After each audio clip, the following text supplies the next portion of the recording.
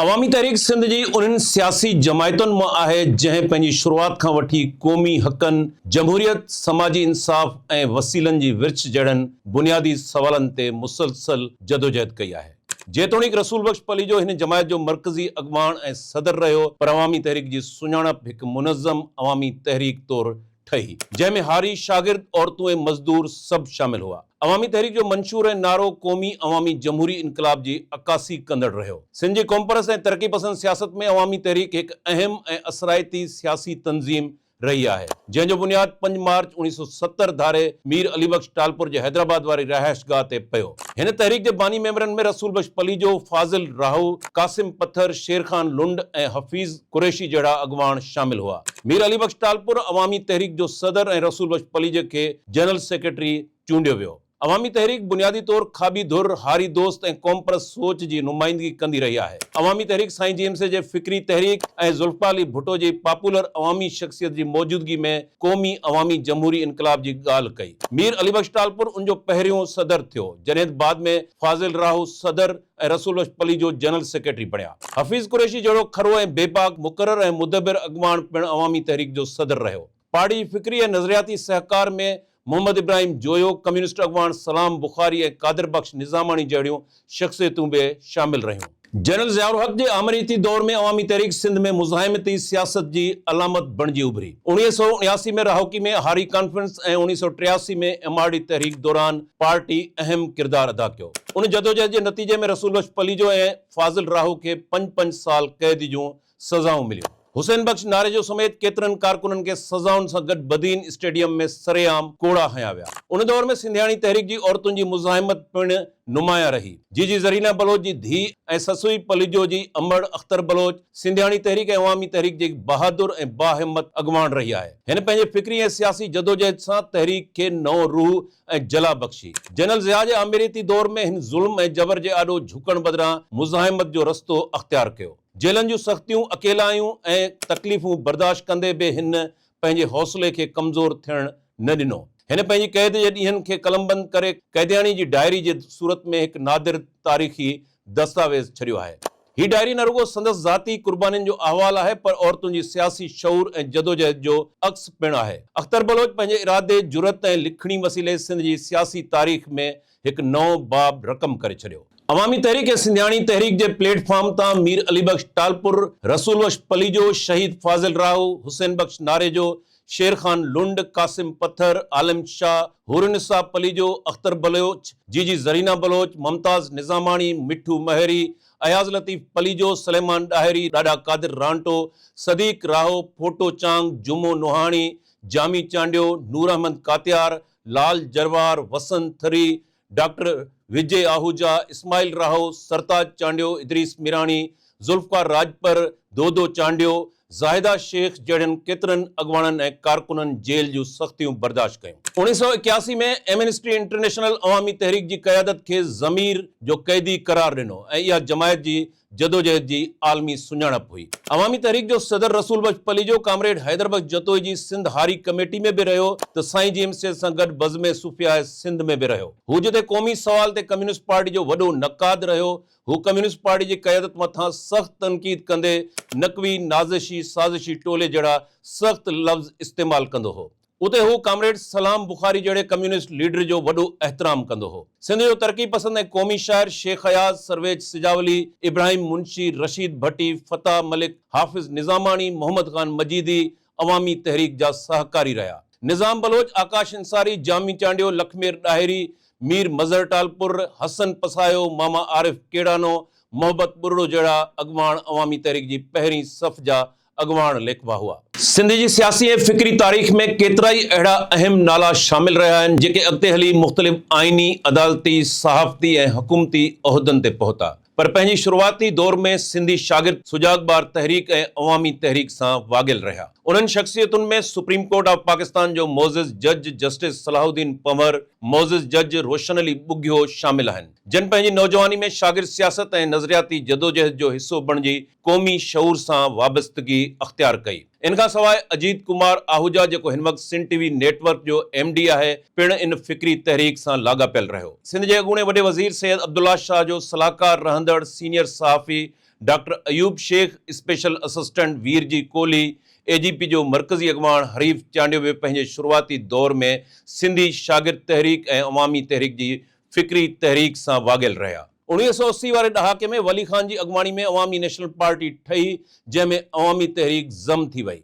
रसूल बख्श Palijo general secretary, Fazil राहू ऐं हाकिम अली ज़रदारी नाइब सदर बणिया। पर 1999 में बेनज़ीर भुट्टो हुकूमत ख़िलाफ़ बेतमादी रिथ ऐं ग़ुलाम अहमद बिलोर जी MQM सां राब्तनि ऐं पार्टी जी इजाज़त खां सवाइ कराची में MQM जे क़ाइद अल्ताफ़ हुसैन सां मुलाक़ात करे बेतमादी वारी रिथ में साथ ॾियण जी दरख़्वास्त बाद इख़्तिलाफ़ पैदा थिया, जंहिंखां पोइ रसूल बख्श पलीजे ANP छॾे ॿीहर अवामी तहरीक बहाल कई। वक़्त सां गॾु अवामी तहरीक मां केतिरा ई अहम अॻवान धार थींदा रहिया। कासिम पत्थर ऐं शेर खान लुंड उहे पहिरियां बानी अॻवान हुआ जन अवामी तहरीक जी क़यादत सां इख़्तिलाफ़ रखी सियासी ऐं तंज़ीमी तौर ते अवामी तहरीक खां पंहिंजूं राहूं अलॻि करे छॾियूं। अवामी तहरीक जो सदर रहंदड़ हफ़ीज़ कुरैशी बि अॻिते हली अवामी तहरीक खां अलॻि थी सियासी तौर ते साईं GMC जी सिंध जे आजपे वारी तहरीक सां सलाहिजी वियो। 80 वारे ॾहाके जी शुरूआत में अवामी तहरीक जी सेंट्रल कमेटी जे उहिदनि ते रहंदड़ मुतहरिक अॻवान डॉक्टर अब्दुल करीम राजपर अवामी तहरीक जे सदर रसूल बख्श पलीजो सां पॉलिसी इख़्तिलाफ़ रखी पंहिंजनि साथियुनि समेत धार थी वियो। डॉक्टर अब्दुल करीम राजपर हिन वक़्तु सिंध TV नेटवर्क जो चेयरमैन आहे। शहीद फाज़ुल राहू जो फर्ज़ंद इस्माइल राहू पार्टी में संदसि वालिद जी जाइ ते सीनियर नायब सदर जो उहिदो न मिलण ते इख़्तिलाफ़ रखी जुदा थी वियो। इस्माइल राहू बाद में मुस्लिम लीग ऐं पोइ पीपल्स पार्टी में शामिल थियो ऐं हिन वक़्तु पीपल्स पार्टी जी सिंध हुकूमत में सूबाई वज़ीर आहे। रसूल बख्श पलीजो जो भाउ ऐं अवामी तहरीक जे ज़ेली फ्रंट सिंधी मज़दूर तहरीक जो सदर रहंदड़ ग़ुलाम क़ादिर पलीजो ऐं संदसि धीअ ससूई पलीजो पीपल्स पार्टी में शामिल थी विया।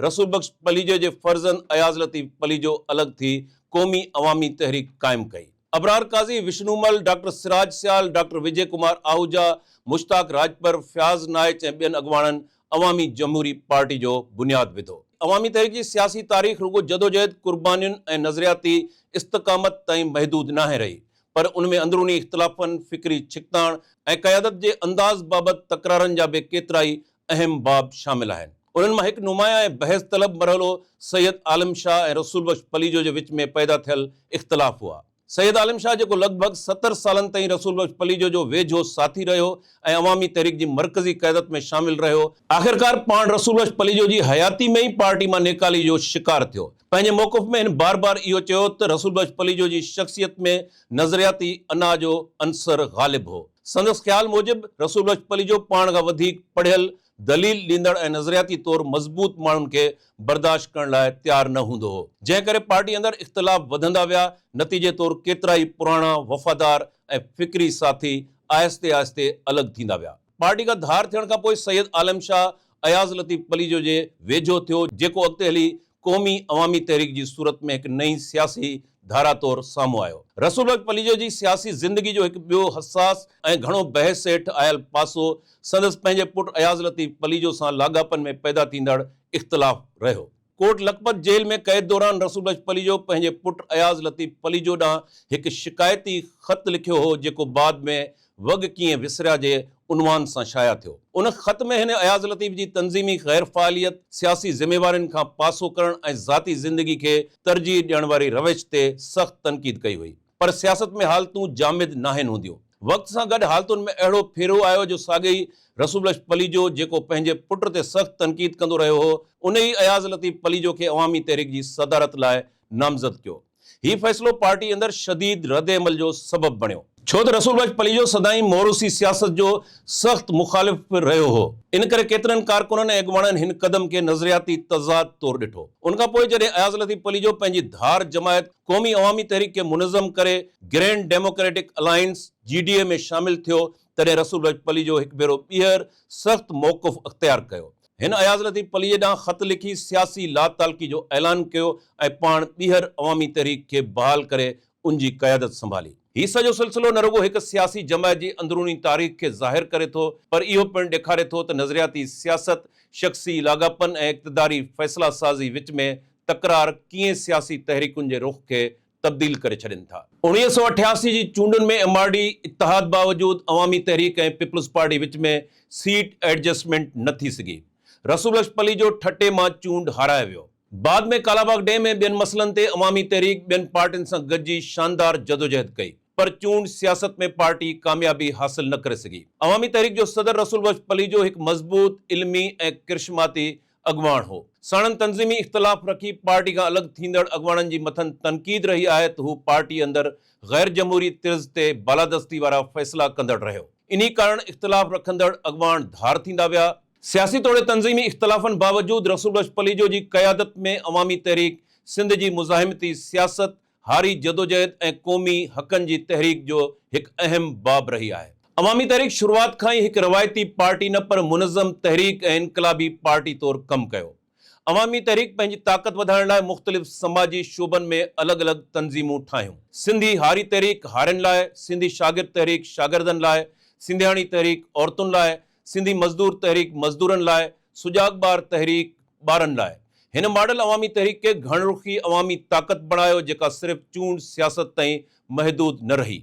जनरल ज़िया जे मार्शल लॉ दौरान अवामी तहरीक उन्हनि थोरियुनि जमायतुनि मां हुई जंहिं खुलियल मुज़ाहिमत कई। 20 अप्रैल 1977 ते सिंधी शागिर्द तहरीक जो बुनियाद विधो वियो, जेका क़ौमी जमहूरी ऐं साइंसी सोच ते ॿधल शागिर्द तंज़ीम हुई। सैफुल्ला, सोहबत बुरड़ो, असलम परवेज़, सुलेमान ॾाहिरी, मीर मज़हर टालपुर, मुस्तफ़ा सुहाग, जामी चांडियो, सरताज चांडियो, मुश्ताक राजपर, फ़याज़ नाइच ऐं ॿिया मरकज़ी उहिदनि ते रहिया। सिंधी शागिर्द तहरीक जे अॻवाननि ऐं कारकुननि जेल जूं सौबतूं बर्दाश्त कयूं। सिंध जी सियासी जदोजहद में सिंधी शागिर्द तहरीक हुजे या सुजागबार तहरीक समेत समूरा ज़ेली फ़रंट, उन्हनि जे मरकज़ी उहिदेदारनि जो शानदार किरदारु रहियो। उन्हनि नौजवाननि में क़ौमी शऊर पैदा कयो। इहे सभई प्लेटफॉर्म गॾिजी हिकु मज़बूत मुज़ाहिमती ढांचो बणिया जंहिं हुकूमती ऐं समाजी नाइंसाफ़ियुनि ख़िलाफ़ आवाज़ बुलंद कयो। सिंधी शागिर्द तहरीक ऐं सुजागबार तहरीक जी मरकज़ी क़यादत में अयाज़ लतीफ़ पलीजो, सुलेमान ॾाहिरी, सोहबत बुरड़ो, मुस्तफ़ा सुहाग, ज़ुल्फ़कार राजपर, अरबाब चांडियो, दोदो चांडियो जहिड़ा सरगर्म अॻवान शामिल रहिया। जॾहिं सुजागबार तहरीक में मुश्ताक राजपर ऐं दोदो चांडियो बि नुमाया किरदारु अदा कयो। उन्हनि अॻवाननि न सिर्फ़ शागिर्दनि खे मुनज़्ज़म कयो पर तहरीक खे नज़रियाती रुख़ पिणु ॾिनो। संदन क़यादत हेठि शागिर्द, मज़दूर ऐं ॿिया समाजी तबिका गॾिजी हिकु गॾियल जदोजहद जो हिसो बणिया। अहिड़ी तरह सिंध जी क़ौमी ऐं जमहूरी तहरीकुनि में नौजवाननि जी शमूलियत हिकु अहम ऐं फ़ैसिलातो अंसर बणिजी साम्हूं आई। जनरल ज़िया जे सख़्त मार्शल लॉ वारे दौर में अवामी तहरीक मुज़ाहिमती जदोजहद में अॻभरी रही।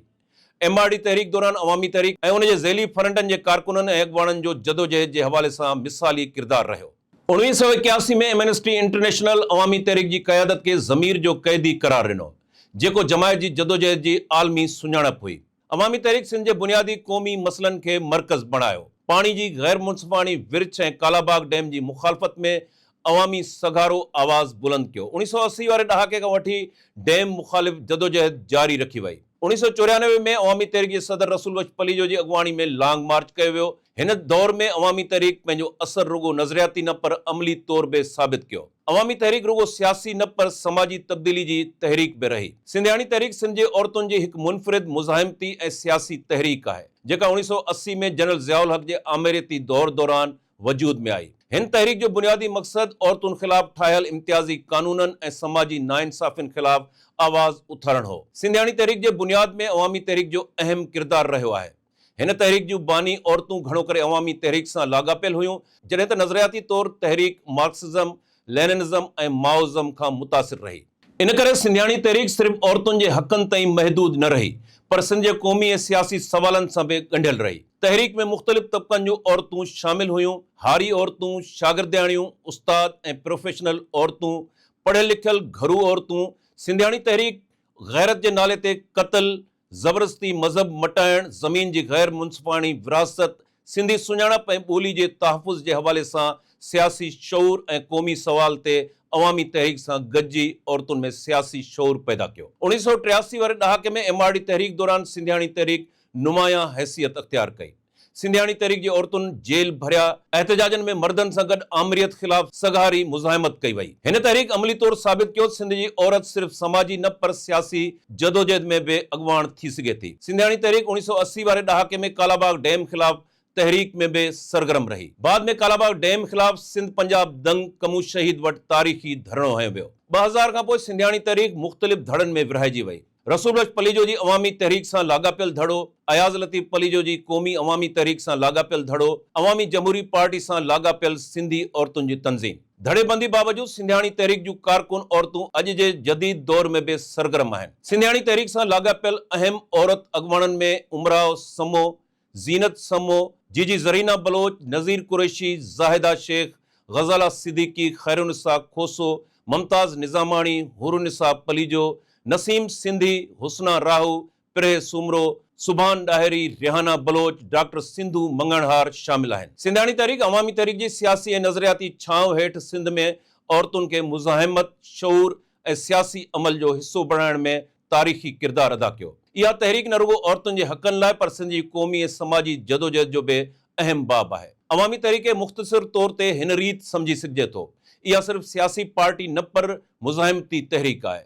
हिन सिंध में क़ौमी शऊर खे मुनज़म शिकल ॾिनी, हारियुनि, औरतुनि, शागिर्दनि ऐं मज़दूरनि खे सियासी ताक़त बणायो, पाणी, वसीलनि ऐं सुञाणप जे सवाल खे मरकज़ी एजेंडा बणायो ऐं सभ खां अहम ॻाल्हि अवामी तहरीक सिंध जी सियासत में उहो मॉडल पेश कयो जिते जमायत अवाम मां ठहे थी वरी अवाम लाइ जदोजहद करे थी।